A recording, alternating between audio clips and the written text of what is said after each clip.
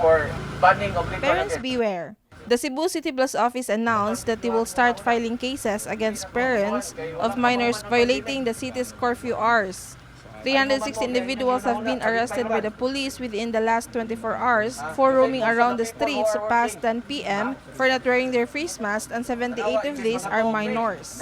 Ganing ordinansa nga hopefully nga mo ni si makatabang nga ang kaning ato ang mga bata nga pabalik-balik na lang, so ang atong i-charge is ang parents. No, but as of now, ang makabayad ron sa mga administrative fine is ang ginikanan.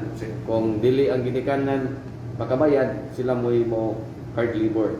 Parilla said they will even strengthen their monitoring within the next 24 days to make sure the public gatherings will be avoided, as COVID-19 cases remain high. Doon na patay mga krimen nga nahitabo nga wherein ang suspect ug ang victim are all minors. So karon muna nga ato na din gipahingusdan 24 hours na nga ato ang pagpahigayon og curfew kay kaniadto ang ato ang personnel after sa curfew alauna sa kadlawon mopakuway sumusi pagpanggawa sa mga batanon. So karon considering that we have sufficient personnel, so makasustain ang ato ang deployment 24 hours. In fact, the CCPO's organization has not been exempted from the current surge, as 17 of their personnel have tested positive of the virus. Doon na patay mga krimen nga nahitabo nga wherein ang suspect ug ang victim are all minors.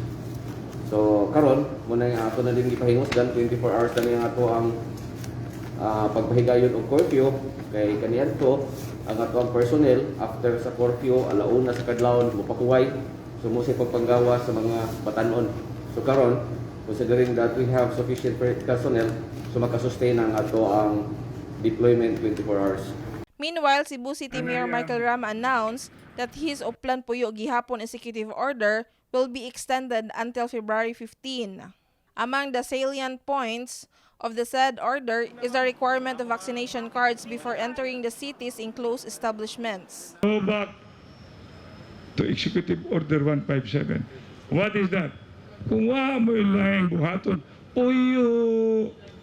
Kung wa mo magpabakuna, pabakuna na Santino. O kung magpabakuna mo, ayaw sa kiat. May ego manggali, bisag napay booster. Samot na kung wa kay bakuna. Kay ikaw, matakdan, ikaw, manakod.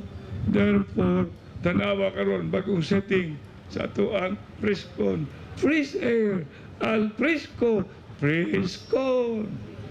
We have to adapt leadership by example.